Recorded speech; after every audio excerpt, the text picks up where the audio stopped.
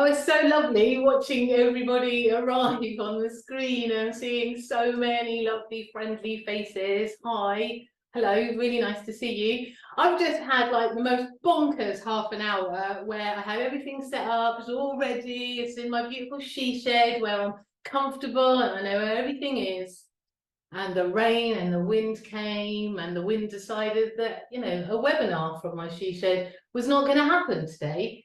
So we have just spent literally the last 15 minutes picking up everything and moving it into my half-ready kitchen. So that's where I am right now with my new gold wall and my avocado tree growing almost as big as me. So I'm just landing right now. And I know if I'm landing right now, so are you. So what I'd like to suggest is that I'm gonna tell you a little story, and once I've told you that story, we're gonna go into some breakout rooms, and in those breakout rooms, it's a space for you to be able to just brush any dust from the road you have travelled to get to here right now. Maybe a chance for you to find out why the other people in your room are here at this very webinar at this very moment in time. But a long time ago, a really long time ago, there was a child in a village who was born to a mother who had been held and ready to give birth. And when the baby was born, it was born as a half child. Just the right-hand side of the child was born. And the villagers were confused by that. And they were a little bit, you know, they talked to each other, why has this child been born as a half child? But a child it was nonetheless, so they cared for it, they loved it, they rocked it, they put it to bed, they fed it, they did all the things that we do with a baby. But eventually the baby grew. And as the baby grew, the baby became a little bit louder, needing a little bit more. And that cuteness of the tiny little baby changed into a small 5-year-old who then began to ask for more, needed more things. And people in the village, they started to turn their back on the child. The child carried on growing, and because the backs were being turned, the child became even more and more vocal. Somebody, look at me, look what I'm doing, me. The child continued to grow, and as the child grew, the child was louder and needing more and more visible in their own space and less visible as their mother's child. Now, eventually that half child grew to an age where it was time to go. That strong draw that we all have to leave the nest. And the half child dragged itself out of the village, through the woods, not knowing where they were going to go. And as they found themselves close to a rushing river in the distance, they saw another half child coming towards them. It was the other side of them. Now, you'd have thought that when you saw the other side of yourself, the other half of yourself, that you would welcome them. But the two began to fight, and they fought so heavily that they fell deep into the river, down deeper and deeper and deeper over the rocks around, being rushed through backwards and forwards every now and again, coming up for some air, falling back into the water. This went on for a long time. It was really unsure whether at all the child would come out again.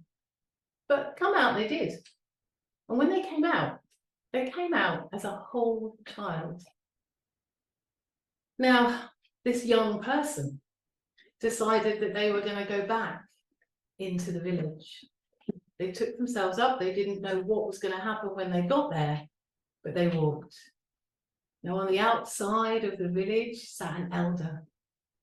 And the elder looked at the child and said, "Welcome, you're back. how we have longed for this time. We've been watching over you and taking care of you.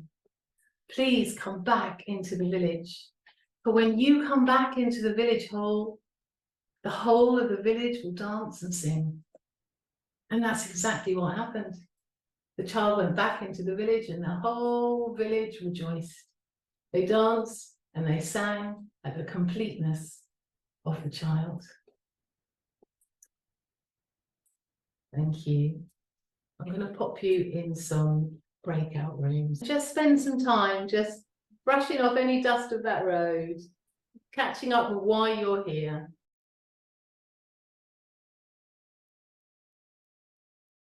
Well, I hope you had a nice little transition chat together. Let me introduce myself. I am Mell Harrison. My forest school name is Mell Mushroom. I've been delivering forest school for around, I don't know, 15, 18 years or something, doing outdoor nature connection work full-time for between 25 and 30 years, somewhere around that. I absolutely adore it. I love it absolutely completely. And when I found myself on the forest school course, it kind of changed the way I looked at outdoor education. It moved me from a place where I was teaching environmental education, earth education, into a space of belonging and a space where people could really, truly connect deeply with the earth in the way that they need to connect. So I'm also, I've been working for the Greenlight Trust, doing forest school qualifications for the last 7 years, and recently have jumped into Kinder Education, which is a community interest company here in Suffolk, where we are running forest school for all ages. We're doing that in a little woodland in a place called Halton, called Carley Woods. Some of the children have been coming for 5 or 6 years, which is an incredible amount of time to be able to watch and notice how forest school affects children's development over that amount of time. And during that time of delivering qualifications and delivering forest school, facilitating forest school, I've noticed some real key things that seem to help when it comes to supporting that personal growth for each individual within the group. So I'm going to share my screen and I'm going to share some ideas with you. Is that okay? Can you see that? Yeah, great. Okay. So, holding space. What a weird concept. I mean, space is such a massive thing as it is. So what is it? What does holding space mean? And what does it look like at forest school? Well, let me just remove my little bee and my little mushroom. Well, holding space. If the facilitator is the head, then holding space is the heart. And we need to have lots of different skills in our backpack to allow both of those to be happening at the same time. All of us who are out there delivering forest school know just how many different things that we are having to keep inside our head all the time. So it's the stepping out of our head and into our heart that means that we hold the space in a way that is holistic. So then I started to think to myself, I wonder what, I see holding the space in the way that I see holding the space. I wonder what the children think. So I'm just going to show you a video of some children who've been coming to forest school for a fair amount of time, 5 or 6 years. They've been coming every week and they've done an awful lot of growing up there. And when I told them that I was going to be doing something on holding the space, they were really interested in telling me what they thought about it. So here they are. I'm trying to fix it. Hi. Hi. I'm just going to introduce you both as two people who come to Kinder Forest School, have been coming for quite a long time. You know that the interview I'm about to to do with you. I'd like to use it for a webinar for the Forest School Association. We've talked about that before the video. Are you both happy to carry on? Yeah. Excellent, thank you. So I had some questions for you, and actually I've kind of forgotten what the first one was. Do you remember what it was? Values. Values. Kind of values. The kind of values, yeah. Do you They're want kind of values, the- not kind of. Yeah, kind of, as in kindness from the heart. Yeah. Okay. So, do you want to explain what these kind of values are? Well, the kind of values originated quite a few years ago, and we've had a few sort of play wars and things that have been very good fun. And they originated from us all thinking, okay, we haven't got like any rules of, okay, we're going to tell you off for that, but it's sort of thinking of a nice way to hold everything and be able to go, okay, we have that written down as a kind of value, and all of the children at said time, and we revisit these and see that we all agree as the group changes, and go, okay, we all agree with the value of be kind, respect nature, don't damage a new tree, etc. And then we can look at that and say, okay, well, this war that is a play is working within these kind of values, and as long as we keep to those, no one will get hurt, and as long as we all say fine with it and all enjoy it, because wars can be fun, as we both know. But That depends way what type. it works. If it's for fun, then Yeah. that can be very fun. But If it's sometimes not, people fall out, and that's where the values rules come come in in. The use. values. Yeah. Common use Okay. and- So you're talking about two different things here. You're talking about like your play when you've been playing wars, which I'll ask you about in a minute, or when that's kind of come up in your play. And then Eli, you were saying about sometimes it's different. There's like wars or conflict in the word that isn't fun, and then that's when the values are good. So what happens then? What is it that you do? And It's usually when we're playing a game of some description. Sometimes capture the flag, sometimes sometimes just manhunt, all that kind of thing. And it's basically. and so how do you use the values for that when it? Oh, some have got written down on pieces of wood. Some We have them on a what's it plank called? of wood, Yeah. and the wood has been painted black, and then we've had them written in white. Okay. Let it stand And out. so they're written there and they're in white. You've had a conflict of a And we all sort. get called to the circle, Okay, you'll go to the and circle. then we will generally go around between like the two sides who are conflicting and give like a different opinion. Kind of discuss what's happened and what we can improve. Okay, and so then you're checking in on the values as you go through there. Wow. Okay, so you also talked about circle within that, and just tell me how circle is used. How do you view circle at Forest School? It's sometimes it can be very boring if it's too long, but it's usually alright. We do it at the start and the end, and if anyone falls out, then we kind of call the circle, and then everyone comes together and we discuss what the problem is and what's happened. Okay. And but in the morning is opening circle. And what happens there is we get to each go around or often play a game in the circle and just each be listened to and heard, and it's quite a nice space to like discuss what you've done over the summer holidays or the Easter holidays, or like say, okay, I want to do this today, how can we make that possible? Or like the adults, for instance, will point out, okay, we're going to be doing, these are some things that we can do today that I'm able to do, but if you don't want to do any of those, you can have your own ideas. Okay, great. And so what do you think the purpose? What's the point of us having circle? Because you're right, sometimes they can go on, and some people find them a bit boring, and other times they're really they're quite fun. good, really. Yeah. If we didn't have circle, then Bit chaotic. it'd be very chaotic, and it wouldn't be the same really without circle. And then there's closing circle, which is when we all go home.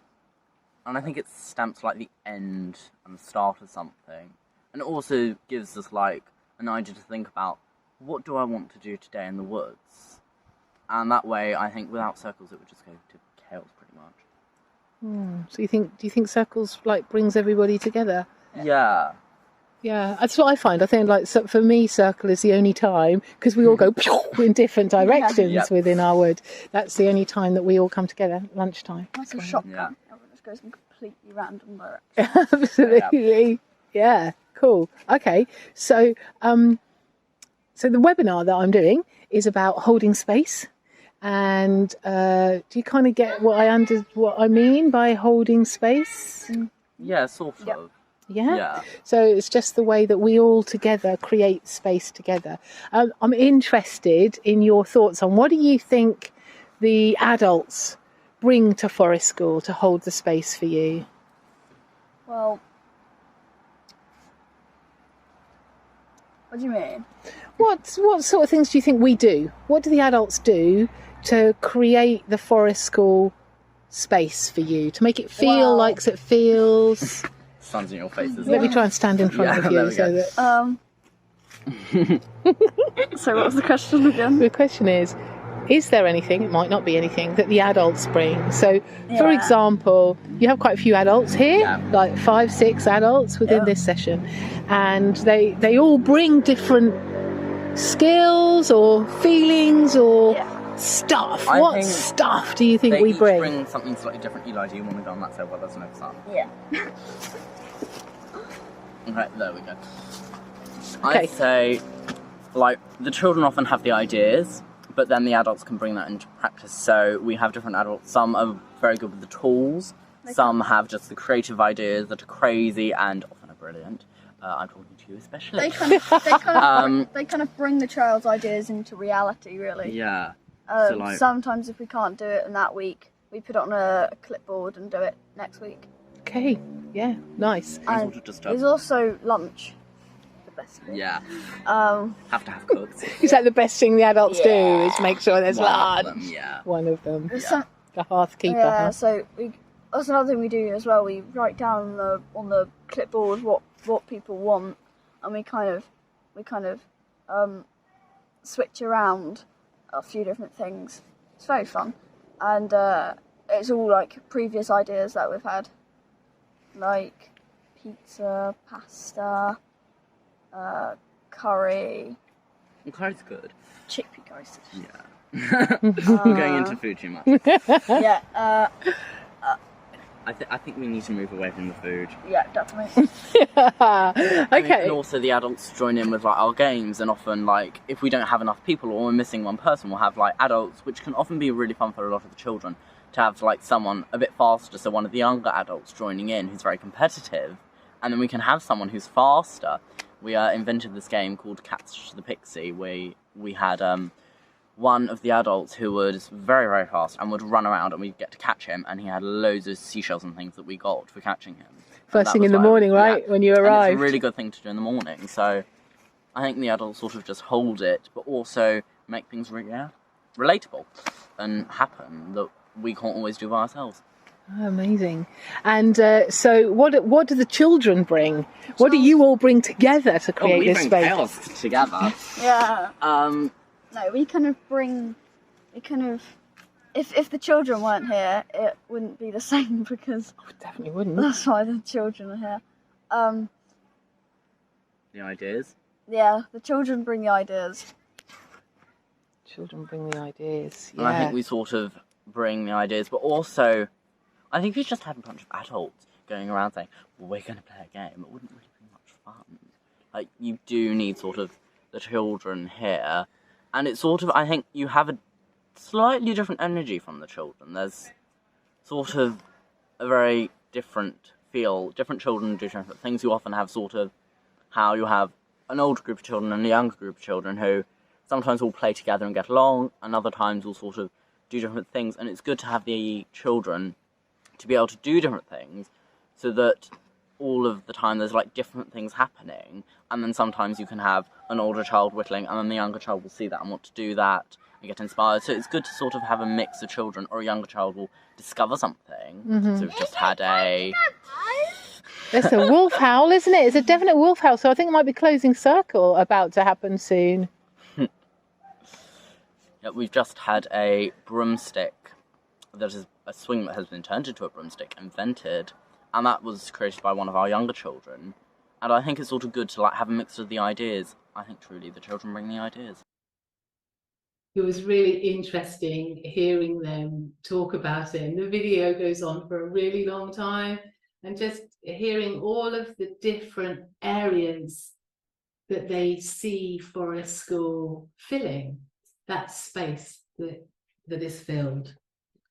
So I began to look at it a little bit more and came up with a 3-step process that I call the 3 pillars to space holding.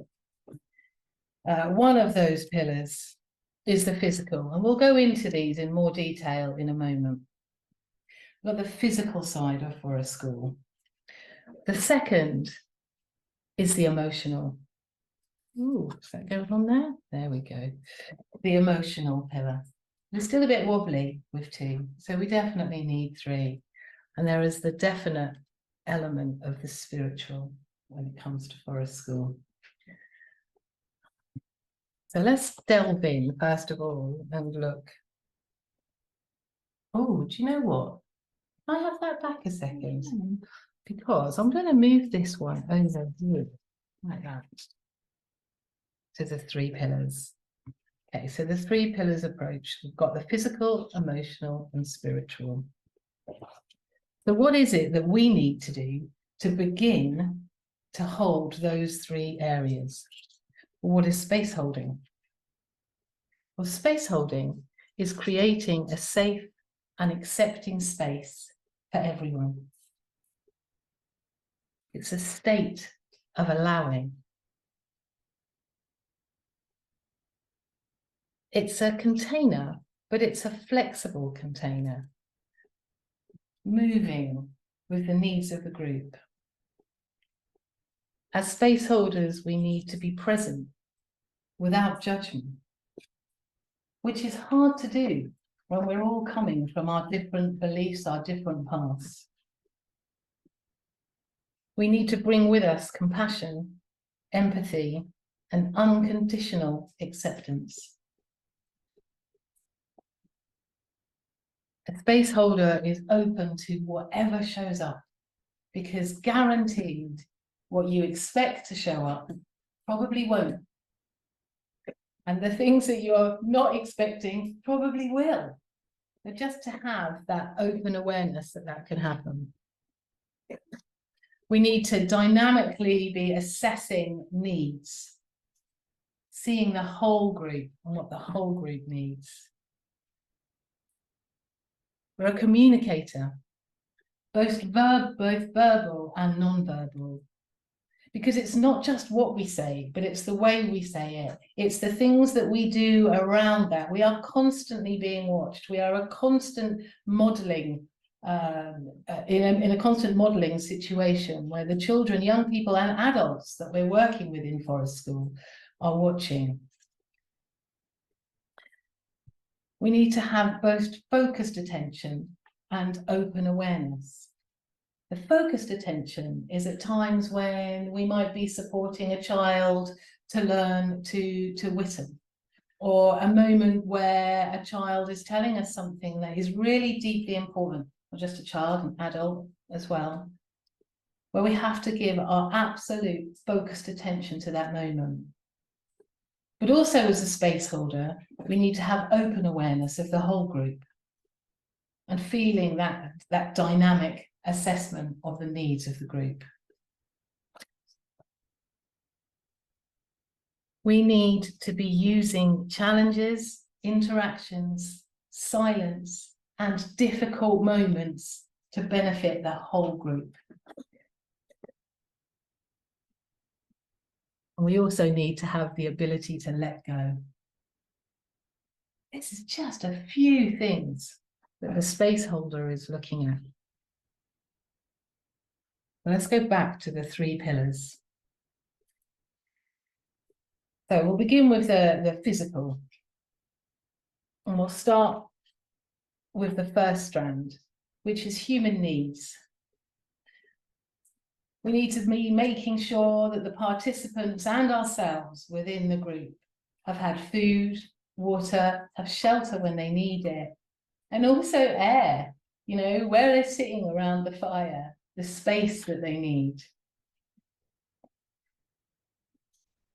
We need to be looking at the non-human needs, checking in at the habitats, the sustainability of those spaces, allowing space for nature to be as it is when we are stepping into their space. We need to be aware of the safety, making sure everything is safe enough for the children and young people and adults to be there. Our risk assessments, our safeguarding, and our skill set. And that safety isn't just the physical. Of course, it's the emotional as well. And the fourth strand is play, making sure that there are plenty of opportunities for that physical play to stimulate the vestibular system, to be able to help us regulate when we need time to do that. Maybe that could be with swings or platforms or games, physical games.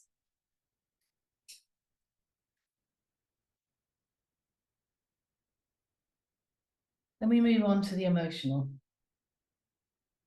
As a space holder, we need to have understanding of our group. And some of the ways that we can do that is by using nonviolent communication, NVC. And another way of doing that is something that was passed on to me by two of my mentors when I very first started my journey of working with young people outdoors, and that's presumicals. Whatever is coming, whatever presents itself to you in that moment, there's a reason for it. No matter what behavior you're seeing, whether it's a surprise to you, whether you can't quite get your head around it, always go back, resume a cause. What is that cause? Having an understanding of that. And being an active listener, hearing not just what you want to hear, but what is really being spoken to you. We need to have kindness, using a non-judgmental approach, making sure people are being seen, heard, and felt, giving unconditional, positive regard. Kindness is not just totally amazing for the person who is receiving the kindness, but it's also amazing for us giving it to. Valuing everybody within our sessions, giving them choice, helping them learn how to make decisions together, and celebrating their transitions as they develop and change and grow. And the fourth strand is community, making sure that within our sessions there is place for story. There is place for circle, no matter what that circle looks like. It doesn't necessarily have, it really shouldn't be a circle where everybody is expected to come and sit and listen. The circle is dynamic. A circle can just be where everybody gathers to have food. It's a space where we come back to the hearth, where we come back to the heart. Within community as well becomes ritual. And those rituals can be as simple as a child who needs to arrive and make hot chocolate for people before anything else can happen. And it can be a little bit more in depth and unusual. At our forest school, we've got something called the tooth goblin, which came out of a story we were telling around the fire one day about why goblins have very unusual teeth. And that's because goblins are born with no teeth. And the only way they get teeth is by kind children leaving teeth for the tooth goblin's baby's dad, who then collects them, takes the teeth to the tooth goblin, pops them in their mouth, and that's how they get their teeth. Anyway, it was a story that we were just telling and making up as we were going along around the fire, and the next day a child came in with their tooth. We now probably have about 20 teeth, where the children come, they bring their tooth, they leave it at the bottom of a log. We do summoning the tooth goblin dance, and then they come back the next week, and there's always like a natural object that's gold with a letter that says about how it's magic and what the use is for that child, which is also a chance for us to be really looking what that child needs and trying to give it to them with a little bit of magic.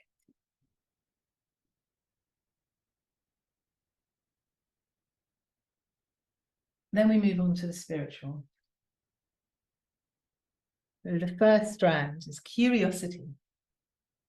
Being curious about the world around us, being curious about each other, being curious about ourselves. Now, within nature is a perfect place to encourage children to connect with nature with identification by exploring and questioning. But the curiosity comes first, because if we're curious, we want to learn. It doesn't matter if you know the Latin name for a plant or if you call it Bob. If you've got a relationship with it, it's going to build that curiosity to help you learn more about other things. Exploring the area that you're in. As a space holder, make sure that we are asking those open-ended questions that will support a child, young person or adult to discover more about the situation that they're in or the space that they're in. Awe and reverence. Connecting with the turning of the wheel, noticing the seasons as they change and noticing the different feelings that come with their blimey. I think that was a webinar in the past, just on the turning of the wheel and the celebrations. So much in there, which helps us as space holders to work out what we're going to do that week, because it's autumn, the leaves are dropping. We can do some stuff around that. You know, every single session will be different compared to what's happening with the turning of the wheel. Sit spots, or magic spots, as I was introduced to them. Times where you just go and spend some time in nature, on your own, watching and noticing. And that can be as simple as hide and seek. You know, with many a child, I've played hide and seek and haven't found them for ages. So they have the ability to sit and watch the beetles and the bugs and the grass and the things that they're noticing. Guided story on here is actually a way to support children and young people and adults to step into a guided meditation. So instead of calling it a meditation, just going and laying on your roll mats, on a blanket, and tell them a story, anything, but just a chance to lay down and hear what's going on around them. Magic. So we talked about connecting with nature, with the identification, but within magic is the nature connection, that deep nature connection where you feel at one with everything that's going on around you, where the curiosity feeds that magic. Well, we can do that as space holders with invitations. So whether that invitation might be a few cuddly toys, sitting in a huddle with a note that is just noticing something that is growing or being around them, or an invitation to lunch to a banquet which has been provided by another member of the tribe to come and sit together, has been foraged and shared. Singing together definitely brings magic. I know some people don't like singing, but it's, you know, it does bring that magic alongside. And the last one on here is gratitude. Modeling how grateful we are to be in the space that we are, to be doing the things that we do, to be living in such an incredible world. Introducing daily gratitude with the children and young people and adults to show that, you know, even when things are really, really tricky, there's always something to be grateful for. And within that gratitude, remembering, it's almost like retelling your past, your story together, remembering the gratitude that you have had together.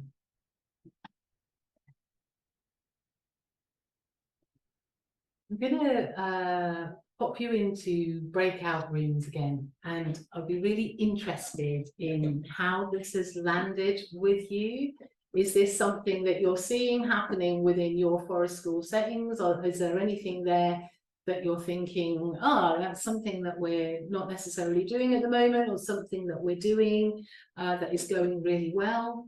So we're just going to pop you in a breakout room just for 5 minutes how is this, the 3 pillars of space holding, landed with you?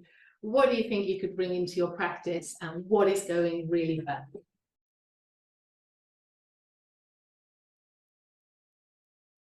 So does anybody have anything to share from their rooms? Anything that's going well with your space holding? Yeah, we've got quite a few in our little room, so there was quite a lot of sharing there. So finding magic moments and things like that. And with my particular setting, we always, when I speak to the parents about their children coming to forest school, because they have a whole year out with us and their early years, I always say they will learn by cause and effect, but they will leave with emotional memories that will last them a lifetime. So, which is, I think, is true of any forest school, you know, any woodland experience. So we often do that. And we're just having a chat about different ways how groups close things through magic moments with their various trees that they've got in there, or with their little groups and what have you. So, but yes, there was quite a lot in your sort of talk on the 3 pillars, where it resonated quite beautifully with what we're already doing. So amazing. Julie, can I ask you to repeat what you just said? So you learn by cause and effect. Yes. So I will always say to our parents that when they come out, they will learn from cause and effect. So, for example, we'll show them that this is a stinging nettle, so it will cause a sting, but then I won't stop them from touching it. So they will then know that actually, okay, that's what she meant by, you know, okay, that's going to cause me. Then they won't touch that again. So, and giving them different methods of walking, because our woodland that we've got is, we do free rein, as it were. So we've got a big area where they can wander through, and we've got quite a lot of holly growth. So we'll show them methods of walking through holly, putting a hood up, moving slightly backwards and things like that. And if they take it on board, they will learn very quickly that actually, if I listen to what Mrs. Johnson says, then it's not going to scratch my face, and I will put my hood up next time round. So, you know, things like that. The emotional memories is something which I'm very strong on. So you give them these gorgeous experiences of being in a woodland, being in a hammock, for example, in the woodland when it's blowing, or, you know, it's a gorgeous day and things like that. Finding them little areas where they can make their own play and things. And we actually had an English teacher who taught English in the secondary school, and one of the activities that she did with her year 9s was to write about their first childhood memory that they could think of. And she was looking at the time for a place for a child to come to a nursery, and she had 3 students in her classroom who wrote about their memories at our nursery. So a child could do that when they got to year 9. I think I've achieved giving them some emotional memories, you know. So that's one of the things there. Does that help? Lovely, thank you. Great. Anything else going well in anybody's practice? Yeah, I had a thought. Hi, Mel. Hi, Jed. We had I had a conversation. I had a thought by myself when you was presenting about how what it is that I'm doing as a practitioner to hold space, and it made me think that after you build a community for so many weeks, the children start to do it for you. Now, I have mixed cohorts from children who are in year 6 down to year 1, 16 children of all different ages in the same cohort, and I find that the relationships that are being built between each other and the way they support one another involves so much of what you were saying about the creating space for one another, and how that community that's being built, once that's solidified, all of that physical about being in a safe space and all of that is actually more to do with the interactions that they're having with each other and the way they're communicating with one another, and they forget about me. I'm kind of like, let me in, and they're like, no. So it's kind of the transition from it being me into introducing them into a space to having it as their own together. Yeah. yeah, it's incredible, isn't it? When they feel safe in a space and they know that they can actually build it themselves. It's incredible, the community that is built. Was there anything that came out of the chats of things that you would like to do more of in your forest school?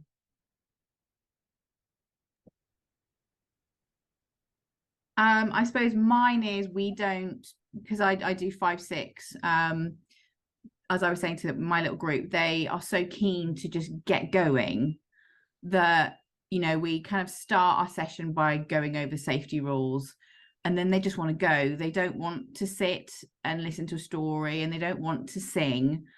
And so that's fine. And because I'm going to put my hand up, I'm one of those people who actually isn't a big fan of singing in front of people. So I'm actually not in any rush to do that. I would like to do stories, but they're just not interested, and I don't want to force them to sit and listen.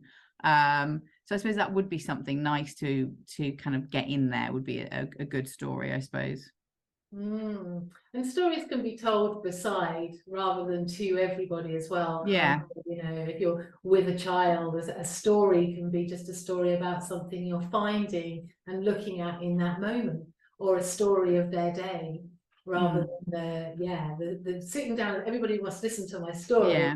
They need to go, you know. I mean, I'm lucky, my forest school sessions are 4 hours, so you know, we have quite a long time to be able to do the circle at the beginning and the end, and the children have decided what they want, and it will depend on what group. Some of the groups I'm running, they trying to get them into circle is impossible. Absolutely no way, nowhere near ready to sit together and you know, bring that together, and others really love it. And it's about that flexibility, isn't it? About that understanding and reading the need within your group, because some children will just need to come in and run and be, and the same with adults too. So yeah, it's finding those kind of like little ways where you can bring that magic in, but you're walking beside them with it rather than delivering to. Thank you. Could Julie expand on what she means by story hunt, what she said in the chat? Yes, a story hunt. So that's basically getting the children to find various natural objects. So it could be, it's a bit like a have any done journey sticks? So you're walking on a journey. I don't know whether your setting is actually contained in a fixed boundary. With ours, we have a completely free woodland. So we may go off onto a thing and we'll find something. So it could be a prominent tree, or it could be something they found on the ground. And we make up a story as we go along. So, and this is with early years, but you could probably try and expand it to as a sort of go hunt, go fetch type of activity. They could bring something back, and then that could be made into a story. Does that help? That's really helpful, thank you. I work with like really young, very young, even more than early years. Like they can be from 6 months to 2 years old, mostly, that we have with the parent. So any ideas like that is really helpful. So that the parents would then be able to help with the finding of different bits and pieces. Yeah. So you get them involved in imagination. Yeah, because they love, obviously, they like carrying their little baskets and collecting. Oh, collecting baskets are the best tool ever. Yes. Yeah. Because when you're working with children who are that young and parents are coming with them, actually it's the parents that you're doing most of the work with, isn't it? You know, absolutely. The children will just go off and get on, and it's the parents that need that support to feel comfortable in that space. So you begin to hold a space that is for the parents, where they learn new skills and you know, to be able to communicate, have a cup of tea, make things, play. Yeah, definitely find that. Yeah. It's more for the parents than the children, like you say. The children are very comfortable with the space. Definitely. In the chat here, we've got offering a hot chocolate moment to have them sit round together. Absolutely. That's so completely magic, especially in the winter, isn't it? To kind of bring everybody together.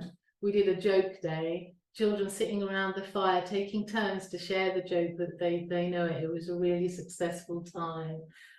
Yeah, lovely. Great. You know, we arrive at forest school, and in our facilitator brains, we have an idea of what we might see or what we're planning, or it could be something that we're bringing that we would really like them to get involved in, because we're really excited about it. But it's really important to remember that every single individual that is coming to our settings, I work with elders as well as young children, so I'm working with all ages during Forest School, and it's amazing and fascinating to watch the Forest School approach with adults as well as children, because they're able to verbalise some of the things that are happening in a different way to children. So each and every one of us are constantly going through changes in our lives. We're going through transitions. We are developing new skills, or our lives are changing completely, whether it's a birthday or a move, or, you know, parents splitting up, or whatever it is. There's massive amounts of changes, thresholds and transitions that are happening. One of the groups that I facilitate is called Wood Sisters. We've been meeting for 2 years, and it's a bunch of women ranging from, our youngest is 14, and the oldest who has attended is 82. And it's Forest School. We do Forest School together. So I asked the Wood Sisters about their experiences at Forest School. I was particularly interested in holding space through transitions. So I'm just going to share my screen now, and this is a very short video of a woman expressing her experience at Wood Sisters. You know, for me it's been really important about recognising a transition. I had a really difficult time, you know, with COVID, and then my son was desperately ill, so I wasn't able to go out and see people. And when he was coming out the other end, he was sort of returning to life, so I was no longer in that intense period, and I just felt like I'd done my bit, and I didn't have anything left to offer, and I was really, I think, not in a good place. And I came here, and very slowly I was able, people wanted to hear what I had to say, and it was a bit shocking at first, because I was, you know, I didn't think I had anything to say, and it was lovely to realise. And then you did that thing with the circle, the spiral. Soul spiral.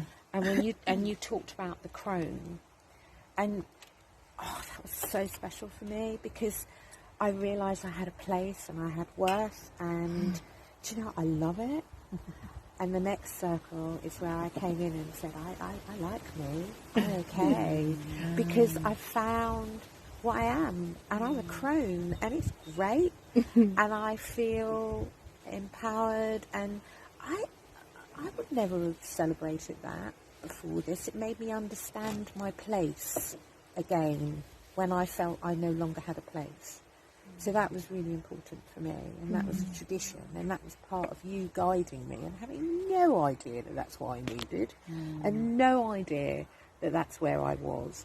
But it was a real sort of, it wasn't a aha moment, it was this slow growing over the year that I came, where each time you came, because when I came the first time, I walked in the circle and I said, I feel like I've come home.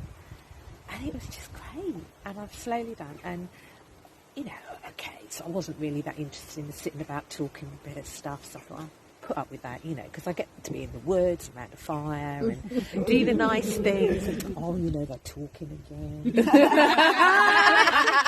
It's okay, and slowly, that's the bit that I hold most, and this bit has become, the crafts has become something I distract my hands with while I listen and while I talk. And it's great. It's like unspoken need, isn't it? Absolutely. Yeah. You didn't realise you needed it, and then... Well, I feel I've got a lot. It's interesting that you mentioned about the long term, about coming again and again and again, and what develops from that. It changed, because it really has changed massively for me. You know, it's... And the group too. Yeah. I was just reflecting this morning with you, Kathy, about how, like, the space that we've created together and how strong our community is means that when somebody new comes in, you know, scoop them completely. There's, and it's so natural. It's like osmosis. You know, the long-term principle of forest school is, I think, these days my favourite. Just because the changes that happen for everybody who comes, who are able to really delve into all of the experiences, not just the whole, okay, I want to go there, I want to do it, I want to learn to make a swing, I want to learn to whittle, I want to do this, and I've got a short amount of time, so I've got to crack on and get all of these things done, means that the slowing down part, the deeper nature connection part, the deeper connection with self part is missed. And while all of those things are absolutely fantastic and we all need to be doing them, there's something really magic about that long term, really building relationships with each other. I'm just going to share my screen again and share something with you. I can check me out with the technology. Here we go, almost there. Have I done it? Oh yeah, I think so. Can you see a spiral? Perfect. Okay, so what is the point in holding space? What is the reason that we're looking at it as facilitators to try and do it in the most holistic way that we can, in a way that will be able to catch people where they are and support them to step into whatever they need to step into next. And that's whether they are a baby or whether they are 95. You know, what is it? Why is it important that as forest school practitioners, we have an awareness of this? Now, back in January, and I know there's somebody actually on this call, she was with me, I went to a large women's gathering of women who work with women, Embercombe, and it was a rites of passage transitions gathering. And I got there, and I went there because of Wood Sisters and the work I was doing with women. But the whole time I was there, all I could think about was forest school. And just what an incredible position we are in when people are transitioning, you know. And one of the questions that came up amongst many incredible questions of women from 50 women from around the world was, how do we get rites of passage or transitions marked, appreciated, understood, more mainstream in the UK? How do we do that? And I was thinking, we're all doing it. There's thousands of, you know, hundreds, probably thousands of us, forest school practitioners across the country who are in a position where we are doing it. We are naturally helping and supporting and marking different transitions and different thresholds. So I'm just going to whip you through this life spiral, and this whole discussion is a massive one, but I'm going to go back and connect with the pillar, the emotional pillar of space holding, and go back to the strand of community and valuing, where we talked about circle, ritual, and celebration of transitions. So this is our little life. This is all of us. We're starting here. There's a little tiny snail, and I've got random things here. I'm not sure what I'm going to use, but here's an egg, and this egg is birth. And birth, it happens to every single one of us. We are all born, and we are born into many different situations. The pregnancies are very different. The families are very different, but we're all born. Our first transition. We begin to grow up, and just as the story earlier on, we begin to blossom. And we begin to blossom and really kind of show who we are. We kind of when we're born. Let me just try and find this. When we're born, up till this point, We're toddling around and we're observing, and we are trying. We are observing and learning from everything that is going on around us, and we are trying those things. And once we've tried for long enough and we kind of begin to know who we are a bit, we begin to blossom around the age of 5 to 8 to 10, and we bloom. And this is where, as children, we begin to shout, just like in the story, look at me, this is me, I'm doing this thing, this is who I am, this is what I do. And it's the time, you know, all of us who work with children between the ages of kind of 5 and 10 will know that there are some seriously big stuff going on right there, and big times for us to kind of really notice who they are. And here they are blossoming. It is a time of now. It's awe and magic and gratitude and community. And this is the time, they say, that is the best time to start working with children so that they become more comfortable with understanding about transitions and thresholds and celebration work. So of course, then we, around the age of 8 to 10, we start doing something called meta thinking. This is our soul expression. This is when we are going, this is who I am. I'm seeing myself as me, not just as part of you, but as me. This is me. And it's a big wake-up time. My eldest son has a physical disability, and when he reached 8, it was at that point when he suddenly went, oh my goodness, this is me, isn't it? This is it. This is who I am. This is my identity. And yeah, so that's happening for all children around that age. They're suddenly going, oh my goodness me. And then of course we hit puberty. We have all of those things that are going on in our body, all of those hormones that are happening. Our teenagers, we put them in school and we tell them to do all of these exams and learn all of this stuff while their body is going absolutely bonkers. Now, as a menopausal woman, I'm kind of like coming out the other end of this. I'm kind of doing puberty, but in my 50s, like in reverse. And it's, you know, when you think of all of that they're going through, and when we have that chance to be with them at forest school, where they haven't got to be that grown up that's got to think about what job they're going to get and where they're going to go, but we can actually just play and be with them and create that magic and community together. Now, around the age of 17 plus is a time where they call it the first flight. And if you go back to our story earlier on, this is the time when the half-child dragged themselves out of that. They no longer need their mum and dad. You know, it doesn't matter what an incredible mother and father you are, or parent you are to your child, there will come a time where they don't need you anymore and they are going to go off without you. No matter what, that's going to happen. And this is that time, the first flight.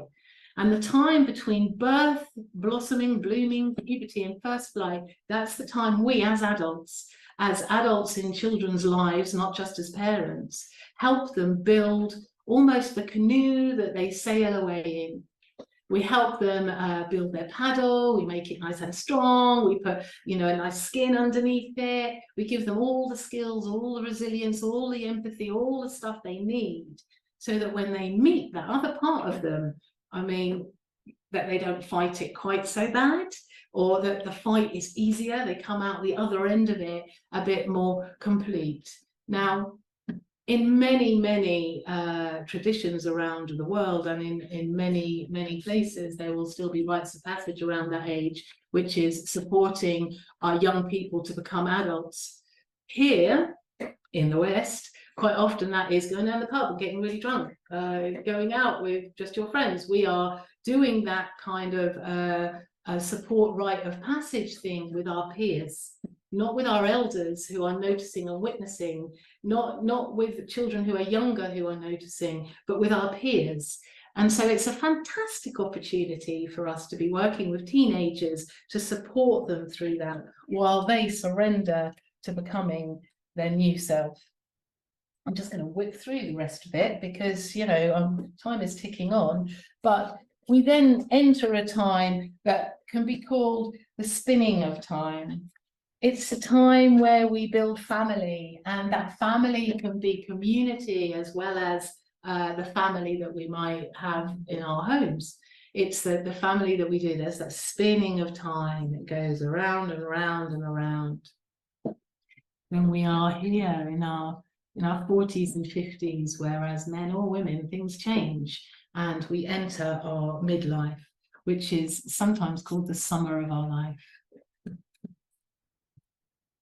From there, we move on and we step into elderhood again, another time where quite often we are not witnessed and held stepping into it because you were surrounded by adverts and television and everything that is telling us that getting older is not good. Getting older is really blooming cool. It means that we've got wisdom to share. It means that we've got wisdom that gives us the ability to witness, that gives us the ability to honor and support other people going round in this spiral of life. And then it's going to come to us all. We get to the middle of that spiral and death comes. And we become part of the earth. And no matter what you believe happens around that time, we will probably pop up a few mushrooms at that point and become part of the earth again. So when you look at all of these different points in our life, all of the different things that are happening to every single human being on the planet, and the situation we find ourselves in as forest school practitioners, we are in such an incredible place to be able to support children, young people and adult to transition through these places. You know, there is no other setting like it. There is nothing like it. So that's this, you know, that sixth principle of the long term. Imagine if we could do forest school for somebody who came as a baby and actually they carried on going to forest school or delivering forest school or being part of a forest school community all the way to the end. Just imagine. And that is why it is really important to understand the honor of being a space holder and the importance of us delving deeper into this, because it's exciting. It's, yeah, as you can tell, I'm quite excited about it. And it's an area that I am going to be jumping into more, is looking at forest school and rites of passage and stuff like that. Yeah, so thank you very much. I'm going to stop rattling now, and if we have a few moments left for any questions or any offerings that anybody has. And yeah, to finish, I just want to say that the story that I told about the half child is often spoken about in the way that our children aren't being born whole because we're expecting to build so much onto them. And when our children are really truly showing themselves, rather than honoring that, we are expecting them to sit and be still, and for them, they then have to go and find that other half later on. So yeah, that was the story. And thank you.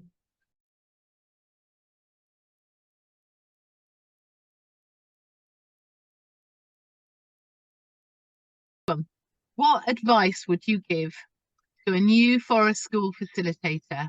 You know, would there be like a top tip that you would give them to start their journey in holding space? Expect nothing. Don't don't think that you'll understand what's going on. Don't think that your day will work out the way you want it to. It will not. You will not be able to achieve the 5 or the 2 or the 1 thing that you planned for that day, because the kids will do something and you have to respect their choices. And I think that's I mean, when I said earlier, it's a listening game. You are listening, you are always reacting, you are always, your goal is to try to be ahead of them, but you will never be ahead of them. You will always be a step behind them. And that's the best way, because that means that the young people are learning, are pushing their own boundaries. They're learning where they can go, what they can do to be themselves, and being okay with that, and being okay with it not going how you want is the magic of forest school. It's the magic of expression. It's the magic of these young people becoming themselves, and they are always telling things, and you've always got to listen, and you've always got to find what they're saying, because you know, in that space of so many young people, you've got to just listen, and I think listening is the biggest thing I could say. Know what you know, know what you know, and know that you know, and know that what you know is going to help them later or when it needs to. But yeah, you've got to just always be ready for anything, and always be ready to support the young people with whatever they need in that community, in that space. And if you give them respect, you get respect. And I think that's the only way to build a community of support and yeah, of trust, and yeah. Thank you. What a great tip that is. Expects nothing. Thank you very much, Leon. Really lovely chatting with you. Really lovely seeing you all, and there's so many faces on here that I haven't seen for ages, and so many of my students that are out there, my forest school students as well, so I just want to go to those that I haven't seen for ages. Maybe we can catch up around a campfire soon.